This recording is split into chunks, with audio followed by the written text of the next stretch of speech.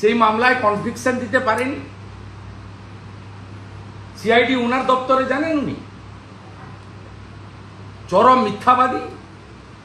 খুব লজ্জা, এরকম একটা মিথ্যাবাদী মুখ্যমন্ত্রী পশ্চিমবাংলার চেয়ারে বসে আছে আর আমাদের তাদের কথা শুনতে হচ্ছে।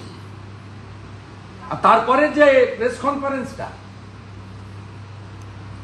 টেন্টেড ডিজি রাজীব কুমার, যাকে ভোট এলে সরিয়ে দেওয়া হয়, সিঙ্গুর খ্যাত একটা বাঁদর সুপ্রতিম সরকার, আরেকটা বড় চাটুকার আলাপন বন্দ্যোপাধ্যায়, যার গোটা গোষ্ঠী এই সরকারের কাছ থেকে বেনিফিটেড,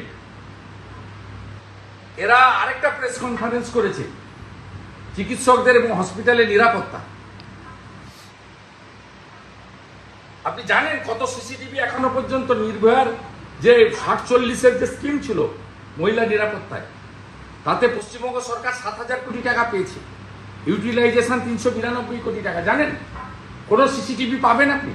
এর আগে যত সিসিটিভি লাগিয়েছে, সেফ ড্রাইভ সেভ লাইভে কলকাতা পুলিশকে ট্রান্সপোর্ট ডিপার্টমেন্টকে 60 কোটি টাকা দিয়েছিল সিসিটিভি লাগাতে। একদিকে আমাদের ডাক্তার বোনের বিচার পাওয়া গেল না, অন্যদিকে জুনিয়র ডাক্তারদের আন্দোলনকে সুপ্রিম কোর্টকে দেখিয়ে প্রত্যাহার করার জন্য কার্যত বাধ্য করানো হলো। তৃতীয়ত, সিসিটিভি লাগানোর নামে পুলিশের আইপিএসদের আরো কোটি কোটি টাকা চুরি করার বন্দোবস্ত করে দেওয়া হলো। যার গেল তার গেল। এরা 10 বছরে এই মমতা ব্যানার্জির আইপিএসরা নির্ভয়া তহবিলের কেন্দ্র থেকে আসা 7,000 কোটি টাকা সিসিটিভি লাগানোর নামে কয়েকশো কোটি টাকা চুরি করে অন্য রাজ্যে পাচার করেছে। কারণ নন বেঙ্গলি আইএসদের ছাড়া মমতা ব্যানার্জি কাউকে চেনেন না। সেই কারণে 89-এর ব্যাচ অত্রি ভট্টাচার্য, 90-র ব্যাচ সুব্রত গুপ্তর মতো আইএস কে বাদ দিয়ে 91-এর মনোজ পন্থকে সিএস করেছে চাটুকারদের পরিবৃত্ত হয়ে থাকার জন্য। আর আন্দোলন থামাটামার কোনো গল্প নেই।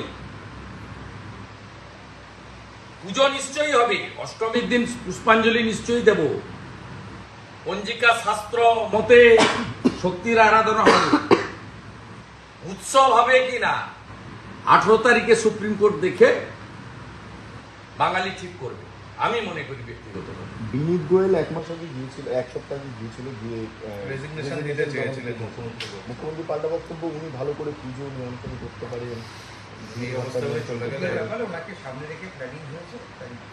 আজকে তো ছত্রে হিয়ারিং এ লাইভ ভিউতে লোক দেখেছে কি করে রাজ্য সরকারের পুলিশের পাটে কত গাফিলতি। সুপ্রিম কোর্টের মহামান্য বিচারপতিরা কি করবেন কি করেছেন আমি এগুলো নিয়ে বলবো না, সবাই দেখেছেন এবং ধারণাও লোকের পরিষ্কার হয়ে গেছে। কিন্তু ছত্রে এসজি তুষার মেহতা মহোদয় থেকে শুরু করে আমাদের নির্যাতিতা বা রেপ মানে খুন হয়ে যাওয়া বোনের লয়ার থেকে শুরু করে এবং সেকেন্ড জাজ যিনি ছিলেন অনারেবল সিজিআই ছাড়া, তিনি যেভাবে প্রত্যেকটা পয়েন্ট ধরেছেন, ওই পোস্টমর্টমের পরে মেমো নাম্বার সহ মেমো থেকে শুরু করে প্রত্যেকটা জিনিস